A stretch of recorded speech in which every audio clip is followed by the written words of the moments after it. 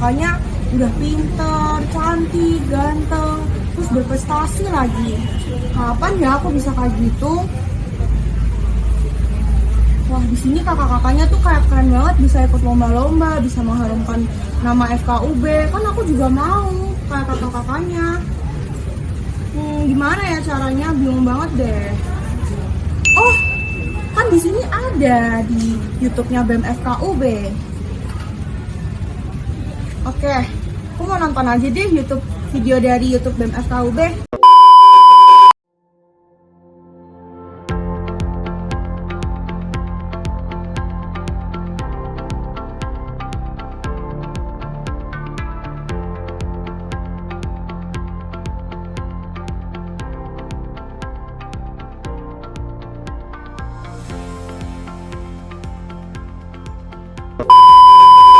Oke, kenalin, aku Silma Maya Putri dari Pendidikan Dokter 2020.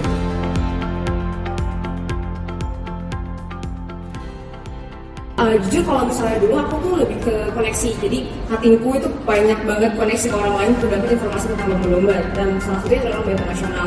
Dan menurutku untuk dapat informasi itu juga nggak cuma dari koneksi gitu. Dan kalau bola koneksi sendiri tuh aku dapat dari walaupun hatiku, tapi hatiku tuh nyari gitu di Instagram kayak mungkin keyword kayak lomba internasional atau science paper internasional kayak gitu. Jadi bisa dari koneksi, bisa juga dari sendiri ya, di sosial tuh banyak kok. Atau kita juga bisa dapat dari database kayak misalnya dari BEM suka ngasih tahu info lomba ya, itu juga bisa dari satu. Terus juga ya sebenarnya mudah kok nyarinya gitu ya, antara dari orang atau kita bisa cari sendiri, dan banyak kok sumber daya yang bisa kita pakai buat nyari. Oke, jadi kalau misalnya persiapan itu tentunya menyesuaikan ke apa ya, misalnya lembaga yang menyelenggarain itu butuh apa gitu. Biasanya kalau science paper itu mereka butuh abstrak atau artikel penelitiannya, terus juga butuh poster sama PowerPoint. Itu konteksnya kalau online ya, kalau karena dulu online jadi itu butuh 3 hal itu. Berarti ya harus mempersiapkan 3 hal itu. Kalau misalnya abstrak ya bisa disusun ya masing-masing, misalnya kayak ngebagi, ada yang bikin pendahuluan, ada yang bikin hasil kayak gitu, itu kan tinggal dikomunikasikan sama kelompok ya. Terus kalau misalnya poster juga bisa ada yang ngerjain poster. Yang paling PR itu adalah PowerPoint presentasi gitu kan. Kalau aku kan dulu online, jadi presentasinya online dan perlu bikin PPT. Nah, PPT-nya itu mungkin nggak begitu sulit ya bikin PPT-nya. Cuma yang penting kita tahu poin-poin yang perlu diisi di PPT-nya kayak dari latar belakang, hasilnya itu semua harus jelas, dan yang harus pasti itu harus sesuai dengan apa ya, kan kita mau science paper, berarti kita adalah orang-orang yang formal untuk lomba di situ. Jadi kita bukan yang kayak bikin PPT yang lucu-lucu kayak gitu kan, berarti kan harus sesuai konteksnya juga. Tapi yang juga PR adalah ketika kita harus mempersiapkan presentasinya, karena pengalamanku di setiap lomba science paper itu yang mereka tuh cuma ngasih waktu kayak sekitar 7-8 menit gitu, sementara kan harus dari latar belakang sampai hasil sampai kesimpulan itu kan padat banget berarti kan. Itu yang harus gimana caranya kita bisa bikin apa yang kita sampaikan itu ringkas tapi dapat semuanya, jadi juri tuh dapat tapi kita mau sampaikan gitu ya PR. Dan juga yang harus disiapin adalah pertanyaan. Jadi kalau misalnya presentasi kan ada pertanyaan, dan biasanya sesinya pun lebih lama dibanding presentasi gitu, makanya harus siap dari kelompoknya kira-kira pertanyaan potensial yang mungkin kelompok apa itu bisa didiskusiin, dan nanti juga siapa yang bakal ngejawab itu harus diskusi.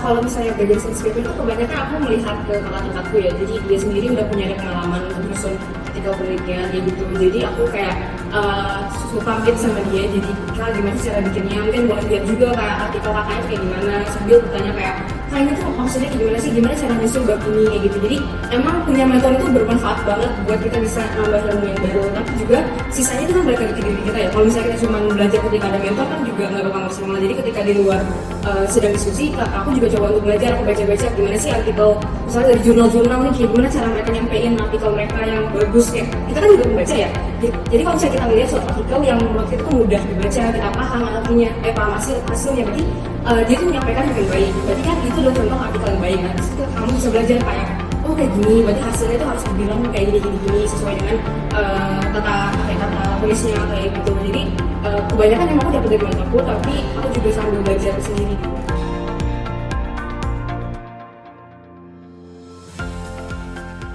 Kayak jadi kenapa aku pilih tadi lebih ke internasional, sebenarnya karena aku juga udah pernah bukan dalam konteks science paper sih, tapi dalam lomba-lomba lain kayak esai, poster publik, atau pernah dalam bahasa Indonesia.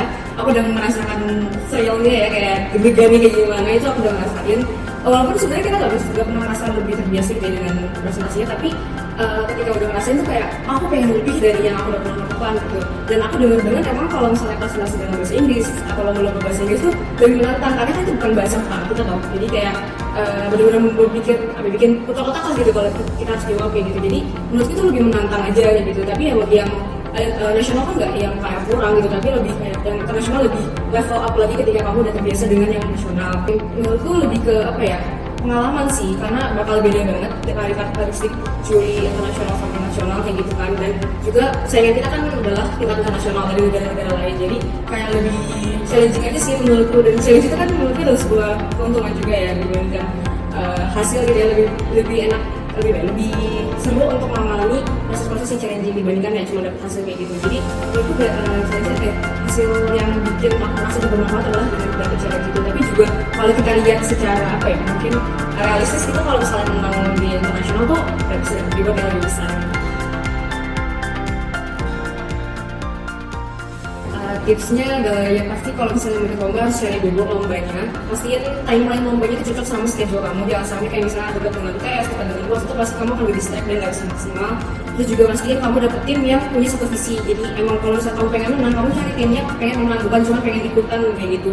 Dan juga pasti ketika kamu udah terjun, kamu udah niat terjun, ya maksimal gitu, jangan setengah-setengah ketika masuk kayak gitu. Jangan ketika ada suatu hal yang menyulitkan di tengah jalan kamu pengen nyerah kayak gitu. Jadi emang harus yang penting tuh apa ya, satu visi dan nggak labil gitu lah ya kalau misalnya sendiri. Menurutku itu paling penting gitu. Tapi ya jangan lupa juga kalau misalnya pengen menang ya berarti kamu harus punya kualitas paper yang bagus gitu. Lihat gimana cara tahunya ya, kamu lihat punya orang kayak gitu, misalnya kamu lihat ke hatimu atau kamu lihat yang udah sering lomba menang kayak gitu kan, kamu pasti bener-bener orang kan ada yang suka ada apresiasi prestasi kayak gitu kan, kamu bisa tahu siapa yang suka menang, itu kamu bisa tanya gimana cara bikin scientific paper itu.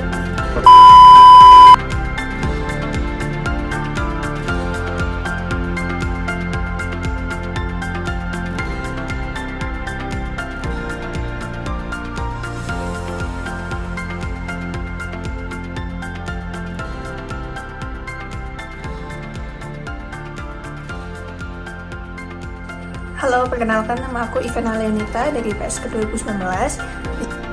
Halo, perkenalkan saya Tiana Amelia Wasdianto dari PSK 2019.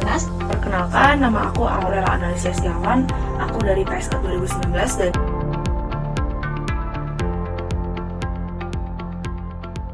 Jadi untuk persiapan membuat scientific paper itu untuk aku biasanya sekitar 1 bulan.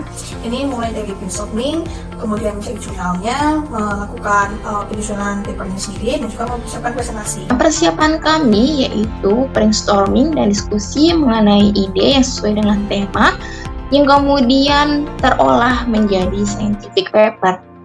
dan untuk persiapannya itu pertama-tama kita nyari timnya dulu, nyari ide alias brainstorming. Jadi kita lakuin itu bagi tugas dan bagi timeline pengerjaan gitu.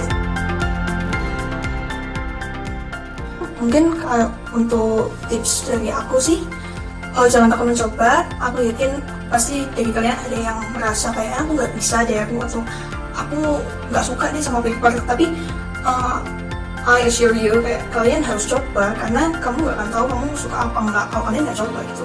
Dan juga jangan sungkan tanya cutting. Kalau misalnya ada yang bingung, ada yang ingin belajar dari cutting yang kalian kenal, boleh banget. Dan untuk teman-teman, jangan takut untuk memulai dan terus belajar.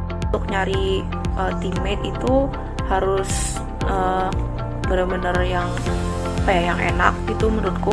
Jangan malu untuk mengajak teman, jangan malu juga untuk bertanya sama teman kamu yang udah pengalaman atau sama cutting yang sudah berpengalaman gitu, karena jangan takut untuk